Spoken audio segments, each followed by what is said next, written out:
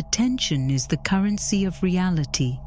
You pay with your focus and order whatever you continuously direct it towards. If you repeatedly find yourself in circumstances you don't want, it's not the lack of effort that got you there, but a misdirected attention in the first place. But if only you could possess the ability to invest your attention with a laser focus on your desired reality, the universe would have no other choice but to deliver.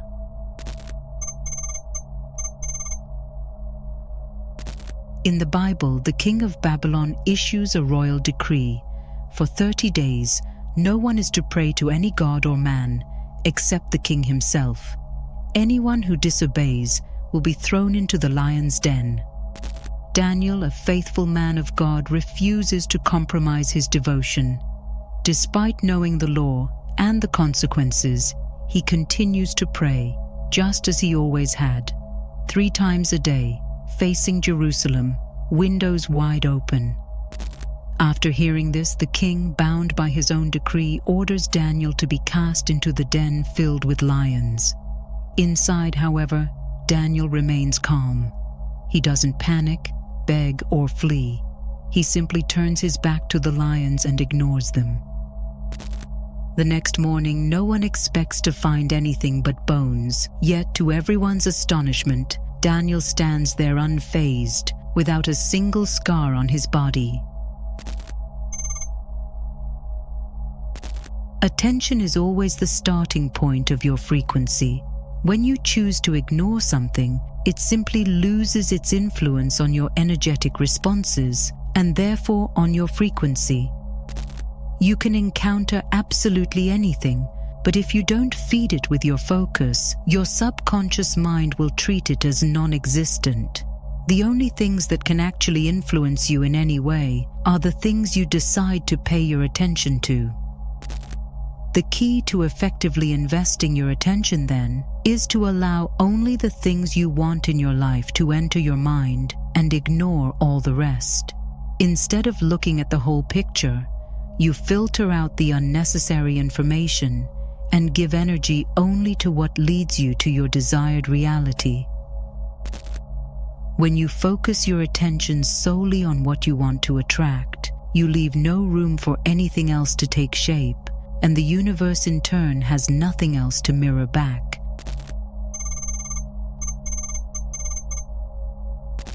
When the Spanish fleet arrived at the shores of the New World, they found themselves deep in unknown territory and heavily outnumbered by the local Aztecs.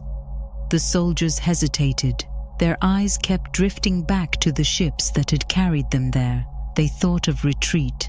They thought of failure. Sensing this, the general immediately ordered the ships burned to ash. With no escape, they had only one choice: to conquer. And they did. To reach your farthest ambitions, you must first lose sight of everything that does not fit it. Burn the ships and become laser-focused on your desired reality only, and you will leave yourself no other option but to achieve what you have envisioned. The ability to sustain the attention on a single vision for a long period of time is actually what enables people to achieve things conventionally labeled as impossible. All the greats in history were, simply put, possessed by what they first created in their minds. Once a man enters a state where the vision becomes the one and only reality, his work no longer reminds that of a man, but of a god. Michelangelo was so consumed by his vision of David that he often forgot to take his boots off and wore them for such long stretches that the skin came away like a snake's when he finally removed them. He ate sparingly, rarely bathed, and even slept in his clothes, rising to resume carving at all hours. Napoleon worked at least 16 hours every day, sometimes even going 3 days straight without rest. He once famously said, "I am always at work. I work all the time, at dinner, in the theater. I wake up at night in order to resume my work. What all the greats in history had in common wasn't just hard work, but an absolute obsession on a single vision. Hard work in itself doesn't mean anything. If hard work was the key, factory workers would all be billionaires by now. It is not simply about doing things, but about doing things in a certain way. The point lies not in forcing yourself into hard work, but internally shifting to a degree where work becomes automatic. Once you enter a state where vision is the only thing occupying your mind, you will no longer have to force yourself to work on making it a reality.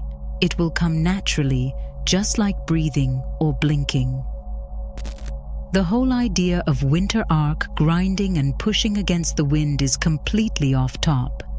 People subconsciously attempt an action with a struggle in mind, just as if there has to be some conflict along the line straight ahead. Perceiving things from the point of struggle will always create an invisible barrier between you and what you want. Only when you rid yourself of subconscious resistance is when you can have it. Your reality relies purely on your mental game. Once you can control your mind, you can control your reality. Redesign your emotions from the old to the new, change your paradigm, and alter your beliefs to match that vision. Narrow your sight to a laser focus on your desired reality, and there will be no possibility for other scenarios to expand.